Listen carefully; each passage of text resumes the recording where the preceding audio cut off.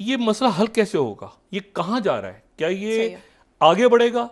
क्या इसमें शाम कूदेगा? क्या इसमें लेबनान कूदेगा? क्या सऊदी अरेबिया कुछ करेगा? अमेरिका? इतने बड़े हमले के बाद, हमास के इतने बड़े हमले के बाद इज़राइल की डिफेंस मिनिस्ट्री की तरफ से ये अनाउंस किया गया है कि गज़ा को मुकम्मल सीज इसका जो है वो करने का फ़ैसला कर लिया गया है, जिसमें उनका फूड, इलेक्ट्रिसिटी, वाटर, जो भी इस तरह की चीज़ें वो उन तक ना पहुंच पाएँ।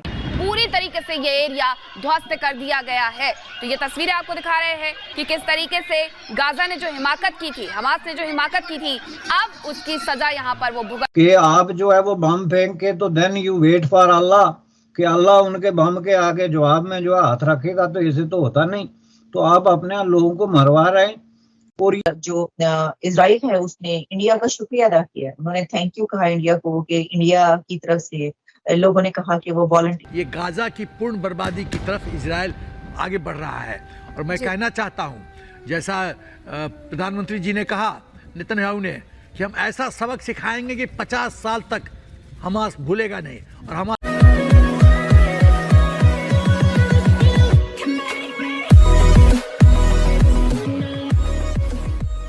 नमस्कार दोस्तों, अब यहाँ पर बात हो रही है कि सबसे बड़ी गलती कर दी है हमास ने, और अगर फ़िलिस्तीन के लोग इसमें शामिल थे तो अब उनको भी काउंट कर सकते हो कि उन्होंने अपने समय की सबसे बड़ी गलती कर दी है, क्योंकि चारों तरफ से गाज़ा को घेर लिया गया है और पूरी तरीके से उस पर कब्जा कर लेगा और पूरी दुनिया यहाँ पर कुछ नहीं कह पाएगी, क्योंकि शुरुआत जो थी वो हमास ने की थी। यहाँ पर अगर मान लीजिए कई सारे कंट्रीज़ ऐसे हैं दुनिया में जो हमास को इसके बारे में, इसराइल को इसके बारे में टारगेट करते रहते हैं कि भाई आप जो है वो फ़िलिस्तीन की जो लैंड है वो आपने ऑक्यूपाई कर ली, और इस टाइप की यहाँ पर टॉन्ट करते रहते हैं। और उसी सिचुएशन को ध्यान में रखते हुए गाज़ा को अब तक इजराइल ने कम्प्लीटली एनेक्स नहीं किया था, लेकिन अब ऐसा लग रहा है कि पूरी की पूरी सिचुएशन इजराइल के फेवर में है, और आज नहीं तो कल पूरा का पूरा गाज़ा जो है वो इजराइल के कब्जे में आ जाएगा, और वहाँ पर रहने वाले लोगों को जैसे इजराइल कहेगा वैसे ही उनको उस हिसाब से बिहेव करना पड़ेगा, या फिर आप कह सकते हो कि उस हिसाब से उनको जीना पड़ेगा।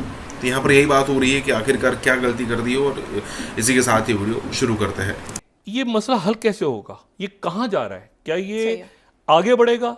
क्या इसमें शाम कूदेगा? क्या इसमें लेबनान कूदेगा? क्या सऊदी अरेबिया कुछ करेगा? अमेरिका? अच्छा, इसका असर, एक मैं वक्फे जाने से पहले, इसका सबसे इस सूरत हाल में जो सबसे बुरा असर पड़ा है अगर किसी पे, तो यूक्रेन पे पड़ा है, क्योंकि सारी मदद अब जाएगी और सारी तवज्जो चली गई इधर इसराइल की तरफ कि इसराइल को बचाओ, इसराइल की मदद करो, इसराइल की मदद करो, इसको पैसे दो, इसको कैसे पैसे दो। वहाँ तो इतने बड़े हमले के बाद, हमास के इतने बड़े हमले के बाद इज़राइल की डिफेंस मिनिस्ट्री की तरफ से ये अनाउंस किया गया है कि गज़ा को मुकम्मल सीज इसका जो है वो करने का फ़ैसला कर लिया गया है, जिसमें उनका फूड, इलेक्ट्रिसिटी, वाटर, जो भी इस तरह की चीज़ें वो उन तक ना पहुंच पाएँ, कि कंप्लीट सीज ऑफ गज़ा ये मेथड यूज़ करके ये भी हो सकता है कि फिर कंट्रीज़ जो हैं वो आगे आएँ इस जंग को रुकवाने के लिए, क्योंकि जब हालात ऐसे हो जाएं कि किसी जगह का फूड और पानी वगैरह बंद कर दिया जाए, तो फिर ह्यूमैनिटेरियन बेसिस पे जो है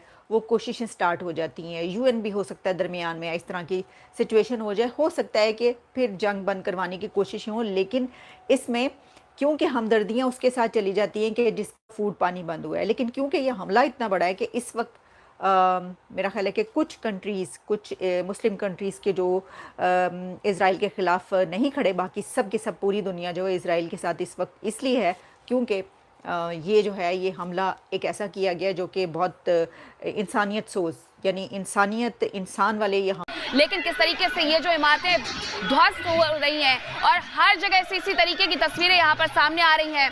बमबारी से गाजा की इमारतें ध्वस्त होने के बाद किस तरीके से यहाँ पर धूल का गुबार उठा हुआ है, तो यहाँ कोई ये कह नहीं सकता है। पहले बसावट हुआ करती थी, लोग यहाँ रहा करते थे, पूरी तरीके से ये एरिया ध्वस्त कर दिया गया है। तो ये तस्वीरें आपको दिखा रहे हैं कि किस तरीके से गाजा ने जो हिमाकत की थी, हमास ने जो हिमाकत की थी, अब उसकी सजा यहाँ पर वो भुगत। जो इजराइल है उसने इंडिया का शुक्रिया अदा किया, उन्होंने थैंक यू कहा इंडिया को कि इंडिया की तरफ से लोगों ने कहा कि वो वॉलंटियर। कि आप जो है वो बम फेंक के तो देन यू वेट फॉर अल्लाह कि अल्लाह उनके बम के आगे जवाब में जो हाथ रखेगा, तो इसे तो होता नहीं।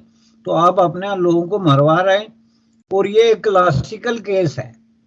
ये जो है इस तरह की कुफ्तों को आप कहीं भी, ये बिल्कुल इसी तरह कश्मीर में भी हुआ था कि जहाँ पे मिलिटेंसी जो है उसने इंडियन मिलिट्री के खिलाफ एक बहुत बड़ा चैलेंज लेके, तो मांगी तांगी गन लेके, तो मांगी तांगी क्लाशनिकोवें को लेके, तो 2-4 फायरिंग करके तो उन्होंने ये समझ लिया था कि हमने पता नहीं कितना बड़ा मार्का मार लिया है।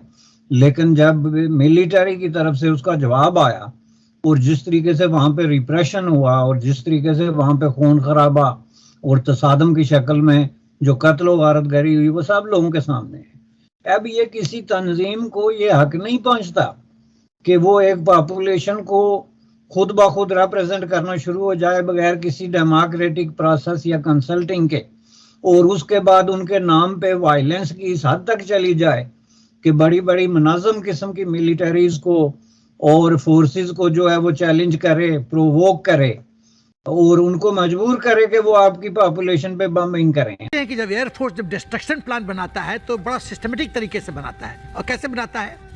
वाइटल एरिया, वाइटल पॉइंट का सिलेक्शन, नर्व सेंटर क्या है, स्ट्रॉन्ग पॉइंट्स कहाँ है, ऑपरेशनल हेडक्वार्टर्स कहाँ है, कहाँ से शक्ति प्रदान हो रहा है, ऑर्डिनेंस डिपो कहाँ है, इन्वेंट्री कहाँ स्टॉक्ड है। अब जैसे मेरा अनुमान है कि 15,000 रॉकेट रख रखा है हमास ने, वो कहाँ पे थे? अचानक तो नहीं आ गए।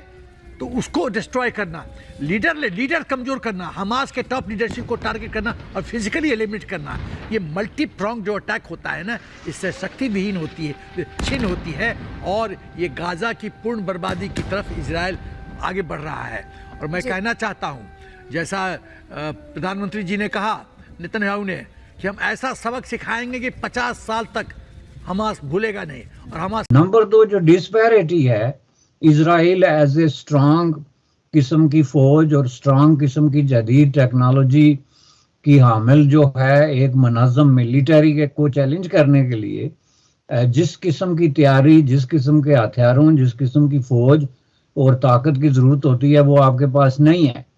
तो आप बार बार जो है वो इस तरह के इमैच्योर किस्म के एडवेंचर में जाके तो फ़लस्तीनी अवाम के जो मामलात हैं उनको पहले से मजीद जो है वो बगाड़ की तरफ लेके इस तरीके से जा रहे हैं कि 20-30 साल पहले दुनिया जो है वो 2 स्टेट सोल्यूशन पे तैयार थी और वो इसको जस्टिफाइएबल समझते थे कि इसराइल जो है वो फ़लस्तीनियों को अपना अलग रियासत कायम करने का हक दे, वरना हमारे इसराइल के साथ ताल्लुकात नहीं हो सकते।